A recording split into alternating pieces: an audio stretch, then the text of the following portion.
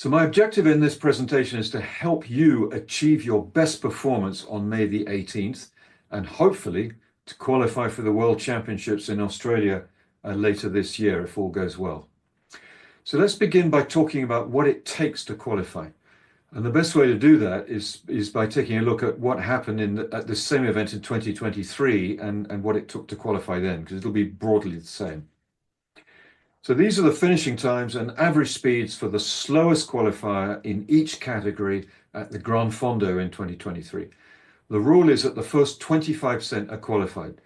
So depending on your age, in 2023, you needed to achieve an average speed somewhere between 29 kilometers per hour if you were 55 in the 55 category, and 32.7 kilometers per hour for the youngest guys. So considering the amount of climbing, this is a pretty high standard. And there's no reason to expect anything different in 25, sorry. It may be, the average speeds may even be a little higher because the amount of climbing this year is a little bit less. Coming now to the Medio Fondo, here's the same data for the men aged 60 and above and for all the women.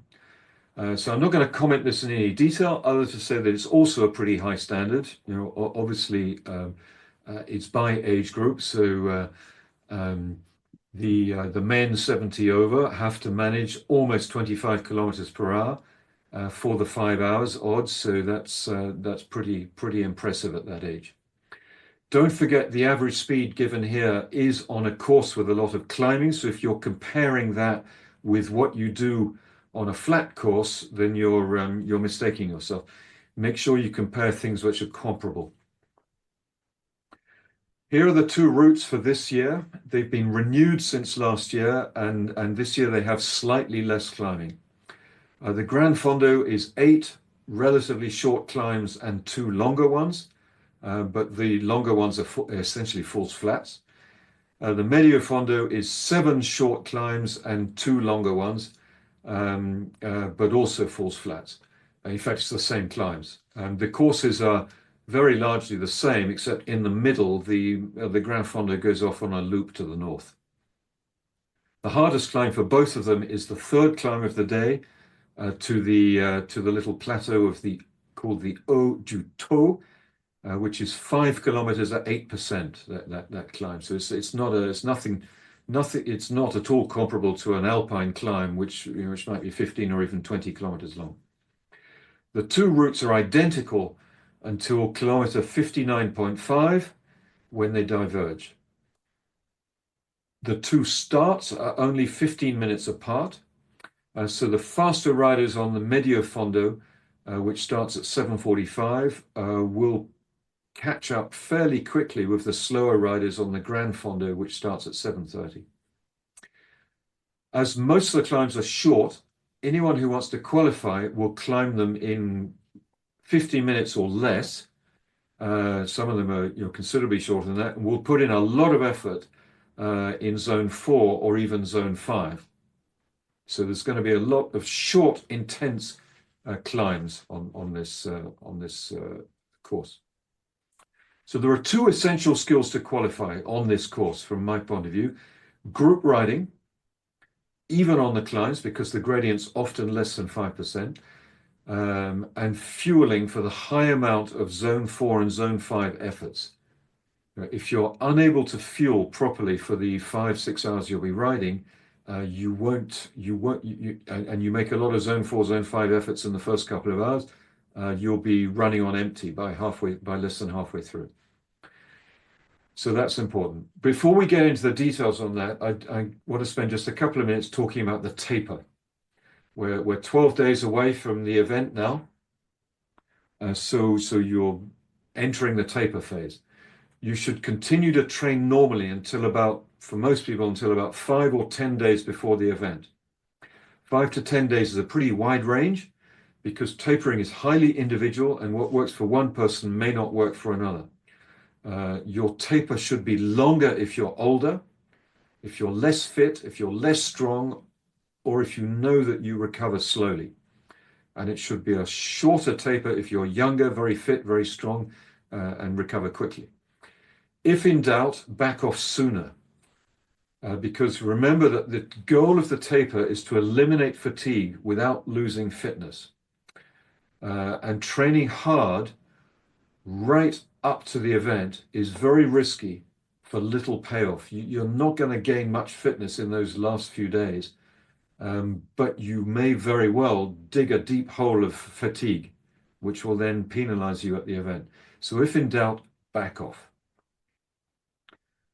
Reduce your training volume by 50%, which is my general suggestion in the last few days, but do maintain some intensity. So some obviously is a very ill-defined word. Again, it's highly individual, and particularly for very strong riders, an aggressive taper can be beneficial. So a very strong rider can benefit from maintaining quite a lot of intensity. I've personally learned that as I get older, I'm now over 60, significantly over 60, I'm better off being fully rested and avoiding the intensity in the last week. So that's what works for me. But I know that because I've tested it several times.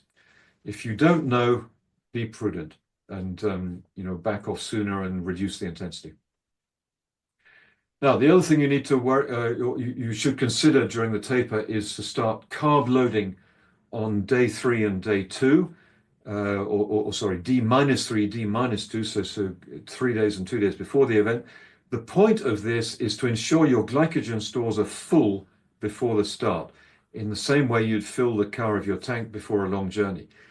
But we've moved away from there was an obsession about this 15 or 20 years ago. There's no need to be obsessive about it. Just eat an extra serving of carbs per meal on the Thursday and Friday before the event, and then eat normally on Saturday. The huge pasta party the night before is not a good idea. You want to eat normally the night before. Remember to compensate for the extra calories by eating less fat on these 2 days. So when you eat a lot of pasta or potatoes or rice or whatever it is, cut down on butter, oil, cheese, fatty meats, and anything that's fat. If you're eating a lot of pasta, go easy on the olive oil and the parmesan. Now, doing this, you're likely to gain a little bit of weight, but this is nothing to worry about because it will be mostly water stored with the glycogen. When you store glycogen in your muscles, water molecules have to be stored with it as part of the chemistry or the biochemistry. And those are released during the event. So as you use that glycogen, it releases water, and that water is then available in your body for the body to use for its needs in water. So it's positive. In a sense, you've pre-drunk. By storing glycogen in your muscles, you've also stored some water in there as well. So let's come to the start. We're going to take a look at the start and the early part of the course. I'm going to analyze that in some detail for you, so you can see what this is going to be like. Now, you need a really good warm-up to be ready for the start, because it's a short uphill. There's almost 2 kilometers of climb immediately from the start. So that's going to be very fast and very hard and very intense. So you need to be well warmed up. Make sure you do at least 15 or 20 minutes of warm-up and include some short, hard efforts to get your heart rate up. Your heart rate will drop right down again, but the fact that it's been up already before the start is beneficial. Now, there's a big advantage to starting at the front of the pen. So get in the pen early and stay warm if it's a cold morning, which it likely will be in the Vosges in middle of May. I haven't, to be honest, I haven't looked at the weather forecast, but I'll be surprised if it's warm. So you need to get in there early and then try and stay warm. That's a problem, obviously, if you don't have anyone that you can hand warm clothes to just before the start. Ideally, you want a helper or a friend or a family member standing by the pen. You wear all sorts of warm stuff and you just take it off a minute before the start, and then and then off you go.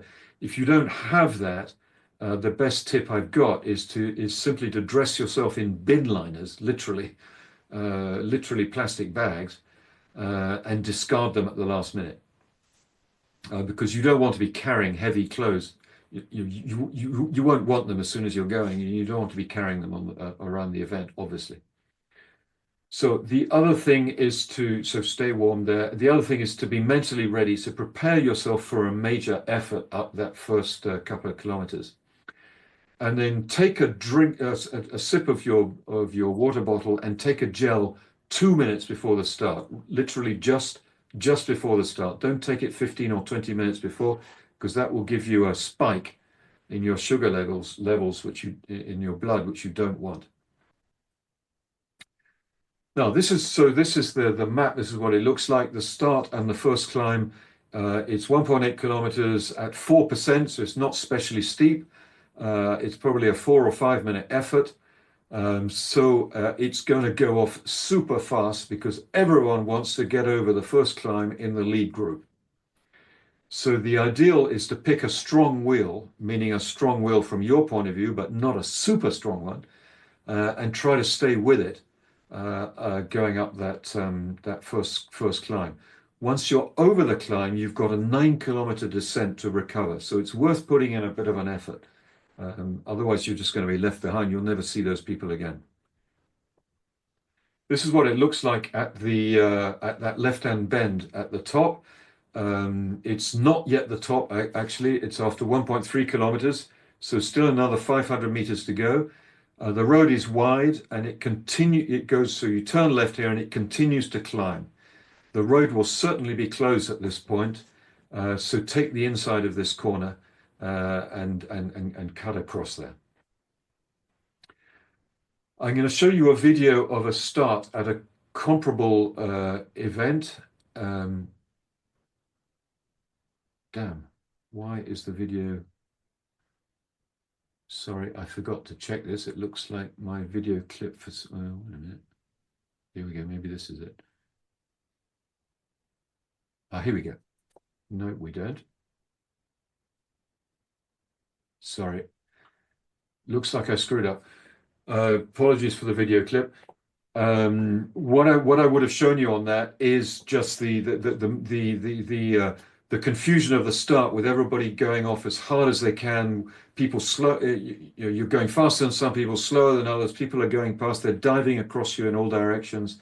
That it's always like that. Just stick. You find your way through. Be very careful. Ride hard. Try and find open space, and try and stay with a fast rider. That's the best I can say. Don't be worried about making some efforts, because it's only going to take 4 or 5 minutes, and then you're into a descent. So now we're looking on the screen. Now you're looking at the descent. It's 9 kilometers from the col at minus 3.5%, so it's not steep. People will be riding down there very hard. It's a straight road. There's one easy left turn in it, but otherwise it's basically a straight road. Speeds are going to be very high, so keep your wits about you. Some people will be ascending very, very aggressively, so be aware of that. The end of it is potentially dangerous, with a sharp right turn into a residential area.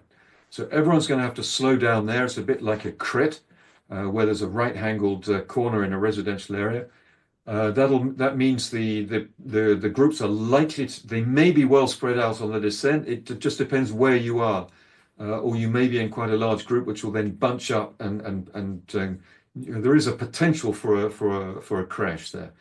There's a risk of people misjudging their braking and losing control. So ideally, you want to be on the right-hand side of the road to take the inside of the corner, but obviously it's going to depend on where everyone else is. So stay safe. It's pointless to have a crash at this point. Pointless to have a crash anywhere, but the worst is to have it at the start, because you've gotten nowhere. So here's what the corner looks like on Google Earth. It's a hard right at this point. The road then continues to descend for another 100 meters or so before it flattens out and starts climbing again. The second climb starts after only about 200 meters. So you want to try to carry as much speed as possible through the corner, and then accelerate at a high cadence after the corner when you're still descending, so that you hit the bottom of the climb fast and you can carry your momentum up the early part of that next climb. This is what the start of the second climb looks like. So it's obviously quite residential. The road's reasonably wide. This climb that goes on for 5.4 kilometers at 4%. So it'll pay to draft behind a strong wheel if you can. The top of the climb is at the Col de la Croix des Moines, it's called. Rather than easing off at that point, as most people do, try to accelerate over the col to gain a few places and be in a good position to descend. Here's the top of the climb. So we're going over here, we're following the main road around to the right, and then you can see the start of the descent there. Most of the descent is straight, with a gradient of around 7%, -7%, of course. So you'll reach the bend I've indicated there at kilometer 23.8 at very high speed. I would expect us to be, the group will be riding at least 55 kilometers an hour, maybe even higher at that point. So this is what the corner looks like. And there's another to the left shortly afterwards. So it's not a particularly dangerous corner. It just depends the way people ride it, as always. So be ready for that. The point is you'll arrive at it very fast. After the descent, there's 2.5 kilometers of flat through the village of called Vagny in French. Then we go right at a roundabout, which I'll show you the photo in a moment. Please note, I'll take the advantage where we're on the map here. Please note there's an error on the GPX route as it is currently on the website at kilometer 28.8. You need to turn left instead of going straight on and then doing a U-turn, which is what the GPX file would make you do. So if you've already loaded up the GPX file, you should correct that yourself. I'm going to tell the organizer, of course, so hopefully they'll correct it, but be aware. Maybe there'll be a signaler there, so the problem won't arise, but I prefer to let you know. So this is the roundabout coming up in Vagny. You can see it just at the end of this sort of right-angled corner, and then we go around the roundabout. So get on the inside there, turn well, and don't lose speed through that roundabout, and get in the wheels for the next 3 kilometers, which is a false flat before the 5-kilometer climb at 8%, which is at this point here. And you want to be well placed for that. Ideally, you want to be at the front of the group for that climb so that you can drift back going up the climb and still be in the group at the top. So I'm going to stop analyzing the route here. But if you really want to qualify, you should continue this sort of analysis yourself using Google Earth and using the map and try to identify every bottleneck or other place where you need to be at the front of the group and every danger point so that you've seen it, you're aware of it, and you're not taken by surprise. So let's talk now about pacing. Getting your pacing right means constantly asking yourself, can I sustain this effort level for the remaining distance? Or another way of asking it is, am I going a little too fast right now? About right, or am I even going a little too slow? Could I go a bit faster? Again, most of the climbs are short, so you'll be doing them at high intensity, at least at threshold and probably above threshold for many of them. So none of really what I've said so far tells you exactly how hard to ride in terms of an actual number. Yes, you need to judge your pace to be as close as possible to your limit for the distance, but this isn't easy to do. So the challenge is that it's subject to error based upon the excitement and the adrenaline and other riders overtaking you. We're always, we all have a tendency to ride too hard at the beginning and to dig a deep hole, which then becomes a problem later in the event. It's very easy to get carried away and ride harder than you should.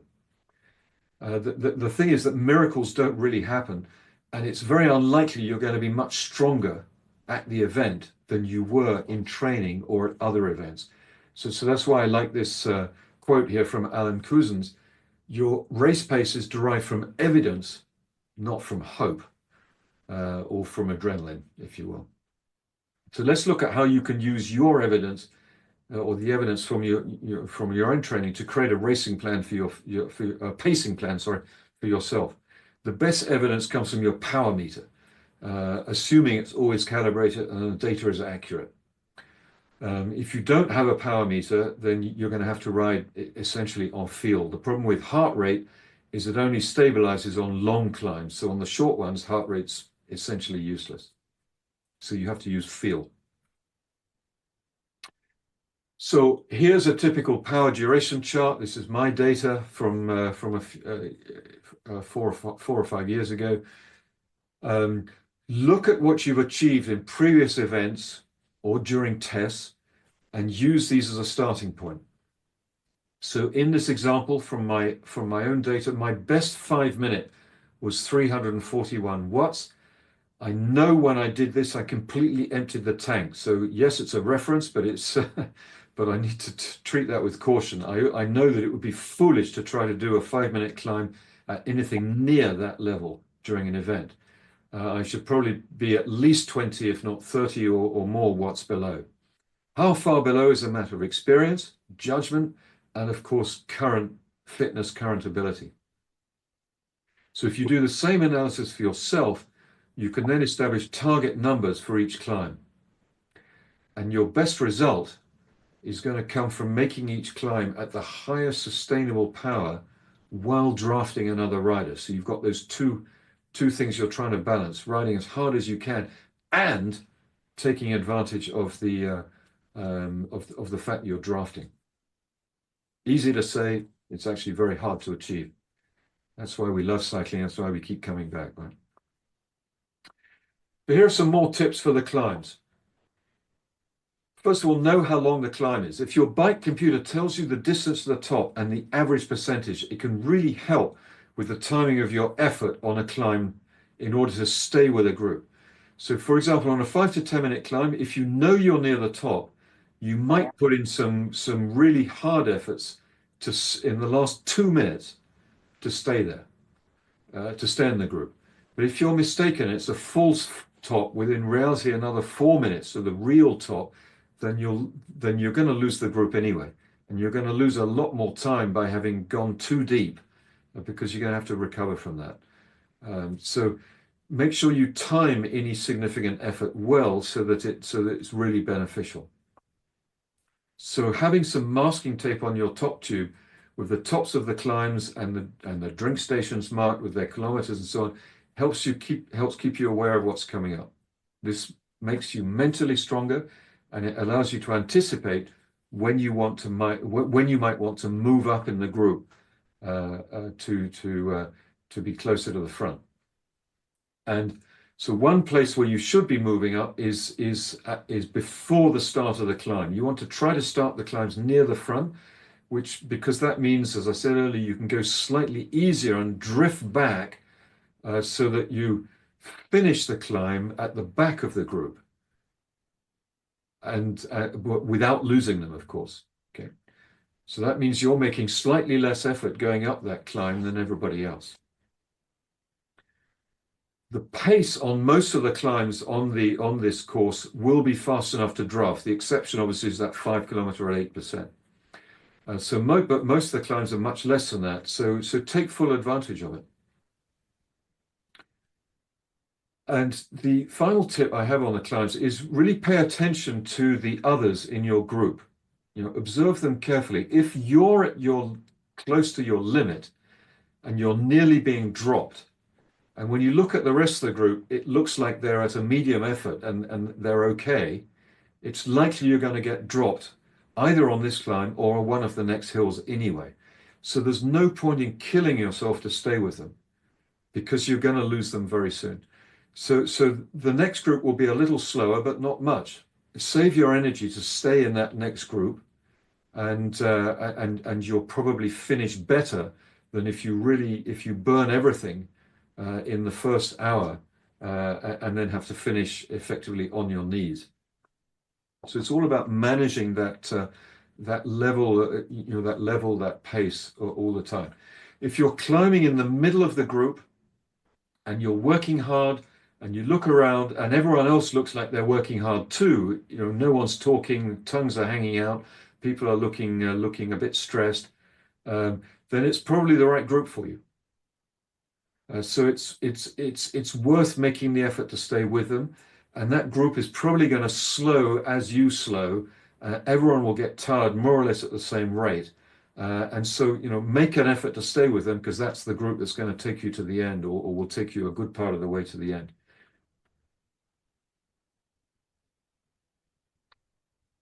Now, in order to qualify, it's essential to be a confident, experienced group rider. If you've got no experience of group riding, this isn't the type of event to be learning it. I'm going to assume you've all got a good level and not spend time talking about the basics of riding in a group. The less comfortable you are riding very close to the wheel in front, the more efforts you're going to have to make, and the sooner you're going to get dropped. That's just a fact of life. To ride fast on a bike, you've got to ride with other people, and you've got to ride very close to other people, and that's a skill. So the first point is to aim to be in the right group. So I talked a little bit about that with respect to the climb, but it applies also on the flat, obviously. You want really to be in a group that's just slightly stronger than you individually, but not so much stronger that you quickly get dropped. So you find that group on the road, hopefully. And the rest is really about positioning. Positioning is absolutely key. Where to be in the group, and especially when to move to the front. So if there are less than 10 riders, the best thing to do is to chain gang it with them. On the photo there, I'm in a chain gang, and on the left we're moving up, and on the right they're dropping back, because the wind was coming from the left on that occasion. So less than 10 riders, chain gang it. If there are more than 10 riders, I would still chain gang it, but stay up in the front, you're aiming at being around the 5th place most of the time. And there may be 20 or 30 riders behind you, but if there are accidents in group riding, it's nearly always near the back in a large group like that. So stay away from the risk by being near the front. The other advantage of being at the front is that when you come to intersections and so on,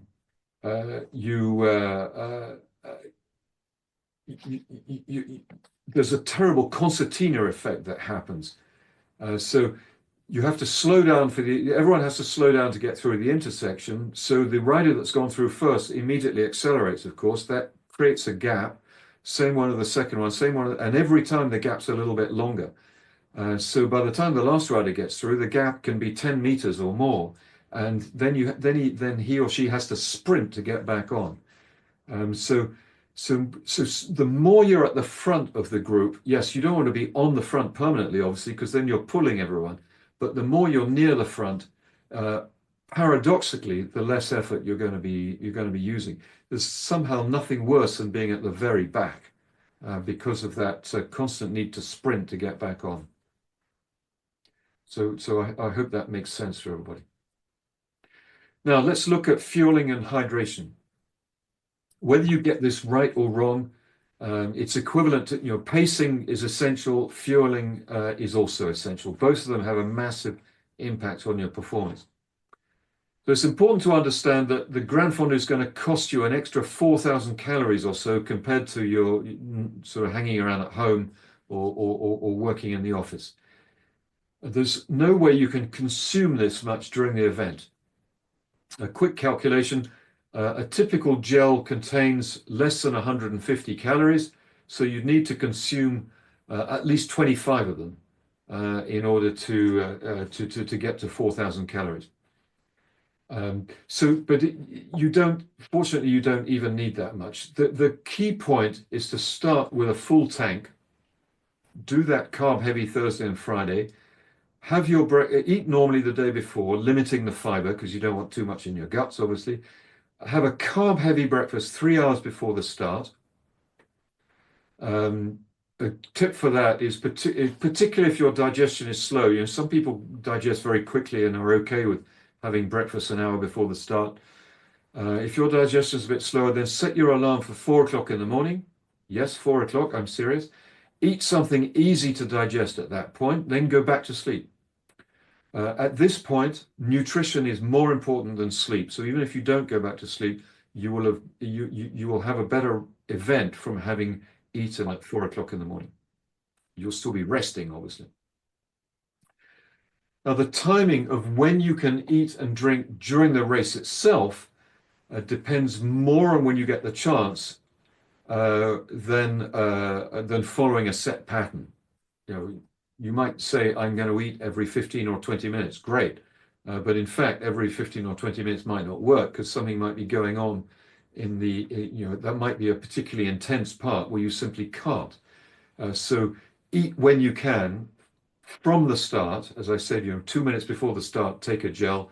And then whenever possible thereafter, keep taking gels, keep drinking. You can obviously put energy drink in your water bottle as well. Keep drinking, just whenever it's safe.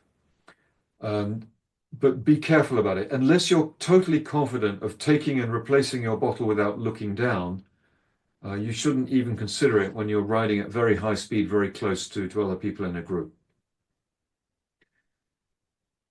So the goal is to take on between 60 and 90 grams of carbs per hour. A bottle or a gel is around 30, so it means 2 to 3 items per hour. One bottle and 2 gels, for example, would give you about 90. I recommend for an event like this gels rather than energy bars or anything solid, really, just because it's much harder to eat, harder to chew, harder to swallow, harder to get down. A gel goes down easily. If you do have bars or anything solid, unwrap them in advance because that's another major problem when you're riding hard. Eating and drinking when you're in zone 5 is almost impossible. It's totally, it's hard enough in zone 3 when you're riding hard enough in tempo. If you try to eat in zone 5, you're probably going to lose the wheel, or you'll wind up breathing in what you're trying to eat. So you're going to get it stuck in your windpipe, and then it's horrible. So pick your moment when the pace eases off a bit to get it done, but don't wait too long. If you let half an hour go by, you're going to find yourself lacking fuel, lacking energy later on. So it's better to eat 5 minutes, and then that's why it's important to know the course. You know what's coming up. You know when you're going to have the ability to eat. Okay, feed stations. My recommendation, frankly, is not to stop at all. Try to plan, have enough gels with you, have larger water bottles rather than the small ones. Plan not to stop at all. But if you do need to stop, these are the feed stations. For both courses, the first one is at 35 kilometers. But I mean, that's pointless. If you're trying to qualify for the World Championships, that would be completely stupid to stop at the first feed station because you'll lose all the fast groups. So forget about that. If you do need to stop on the Grand Fondo, it would be the third one, 122 kilometers. On the Medio Fondo, it would be the second one at 70. Again, if your goal is to qualify, you should really avoid stopping. So if you think you're going to have to, your best bet is to have a helper who can hand you a fresh bottle at the feed station. Then you just slow down. You don't have to stop. All right, I'm going to finish up with 5 go faster tips for you, which they're simple things, but they can really help. The first one is simply check your bike. Make sure your bike is in perfect condition before the start. I've seen people have punctures within the first few kilometers. I've seen people have mechanicals. It's nuts. It makes no sense at all. It's just too stupid to have an avoidable puncture or a mechanical. So make sure your bike's in perfect condition, new tires, the right pressure in the tires, and all that sort of stuff. The second is to climb as efficiently as possible. This is about energy saving. So the tip is to keep your upper body still and relaxed and focus all your energy into your legs. It's very easy to tense up in the upper body. It's easy to throw your upper body around to try and get more power into the pedals. Yeah, but you're wasting energy. All that energy in the upper body is useless for driving you up the hill. So drive from the hips down and try to keep a supple, fluid pedal stroke. On the steep sections, change your pedal stroke to drop your heels. You push harder down on your heels and lock your ankle because that gives a more efficient pedal stroke when it's steep. Don't do that when it's less steep. It's important to stand up frequently, particularly on the steeper sections, or if you're losing the wheel in front of you. It changes your muscle recruitment patterns and it helps with fatigue. So stand up regularly. I generally recommend standing up roughly 20% of the time, but for that you need to practice a lot. You need to be competent pedaling while standing on the pedals and able to do it without dramatically spiking your heart rate or wasting energy. So it is a skill that you need to have developed. Third point is to pedal downhill. And I say this, it's amazing how many people don't do it. You should pedal downhill whenever it's safe to do so. You shouldn't be stopping pedaling and resting. I'm not suggesting you put a lot of pressure on the pedals, but for very little energy, you get extra speed that's essentially free. And crucially, you keep your blood flowing in the legs to avoid stiffening up and perhaps causing cramps on the next climb. And particularly on a course like this, when there are a lot of short, hard climbs, cramps are a real problem. If you haven't done a lot of training like this, there's a very good high probability that you're going to start to get cramps in the third or fourth hour. So everything you can do to reduce that likelihood, you should do. And one of them is to pedal when you're going downhill. Point number 4 is not to lose time because of your clothing.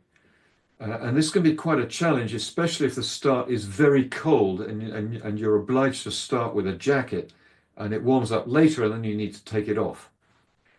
So the first point is to avoid having to take off clothing as much as you possibly can. So start with the minimum possible.